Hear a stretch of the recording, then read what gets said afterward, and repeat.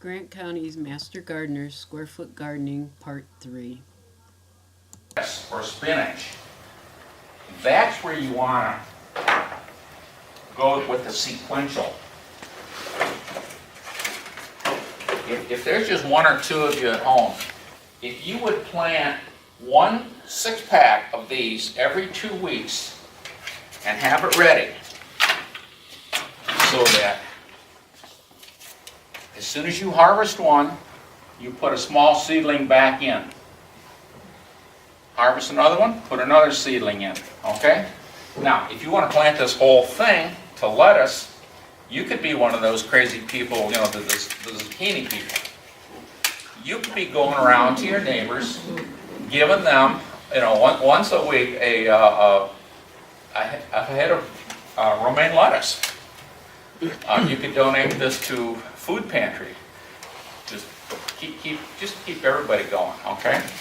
But once every 2 weeks, you know, it's kind of, you really have to almost put it on your calendar and force yourself to do it.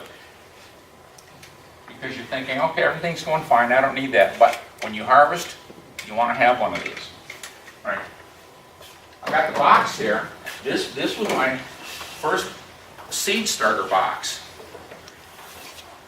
The lights inside, they're just these, people can't see them, but they're just these little, I think, 20-inch fluorescents. These were lights that were along the side of an old medicine cabinet. Took them off, and they're mounted so that they hang down inside. And that's where I started everything. I got the white lined corrugated on the inside to reflect light. You can maybe lean a piece of corrugated on the front to keep the light reflected in there. Because plants, how many times have you tried to maybe grow something in a window or something like that, and you have a series of overcast days, and those poor things get long and spindly, and they're falling over, and they just never seem to amount to much. But if you can give them plenty of light, they're going to be just great. All right, so you've got your standard tray.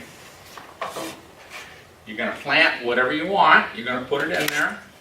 You're going to put maybe a ½ inch of water in there, and you're going to put a nice clear plastic cover on top of it. You're all ready to go. Or put it in there, then water it, then put the lid on. So, you know, don't have this unwieldy, shaky thing here. All right, so I'm going to put that in there, and I want everything as close to those fluorescent tubes as I can get them. An inch should be great, okay? That's why the box is there. And I'm going to pick up these just so I don't trip over them. I think everybody's got the idea.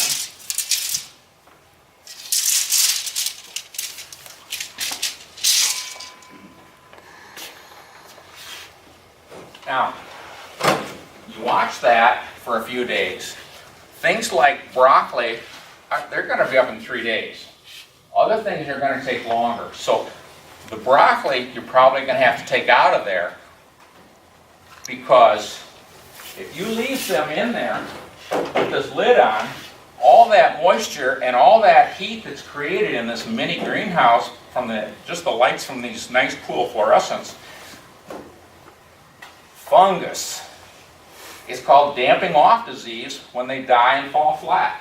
It attacks right at the soil line, so you've got to get anything that's up out of there. So take your broccoli out, put it maybe in a bright window someplace, put the rest back until it's done. Okay, let's say you're growing nothing but broccoli, and you're going to put that in there, and they're all about the same time. Okay, just take the lid off, keep it in there.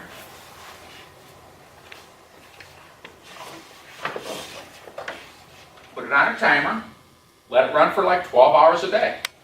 You don't have to remember to go turn it on, turn it off, any of this stuff.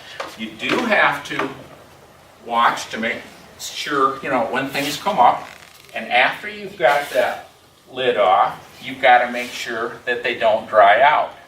Now, I like to always water into the tray, not on top of the plants. I don't want to get the top of the soil wet. I want to let the moisture be absorbed up through the bottom, right where the roots are.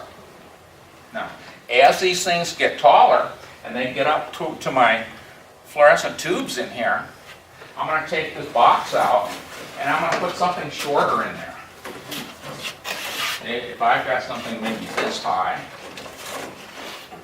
I'm still going to keep my plants up as close as I can to those tubes. And maybe as they get taller, you know, pull it out, and it's all the way at the bottom. So, okay. So you've got hybrids, and you've got the more old-fashioned, non-hybrid varieties of tomatoes. I grew about 10 or 12 different varieties of tomatoes this year because I have a plant sale first weekend in May. I dig up a lot of stuff out of the yard, take plants, tomatoes, all kinds of stuff downtown, sell it, and then the net proceeds goes to village projects. So I don't know when I started. A couple weeks ago I started tomatoes. Well, today and yesterday I'm in the basement, huddled over the chest-type freezer, transplanting tomato seeds or seedlings. Because what I do is I'll start out, I'll put the whole packet in here and get them growing. Then I'll just kind of dump it out when they're up about so high and put them into 4-packs. Now, I've heard that, and I'll go along with it, which is why I go to the extra effort, is if their roots get crowded, the plant slows down, kind of waits. Come on, you going to give me more soil here? Well, when I start to see that there's a lot of root formation in here, I then take each one of these and put it back into one of these. Of course, that really takes a lot of space when you're doing 500 tomatoes. We are very glad to have Dan Stout share his knowledge with us on square foot gardening. Thank you for watching.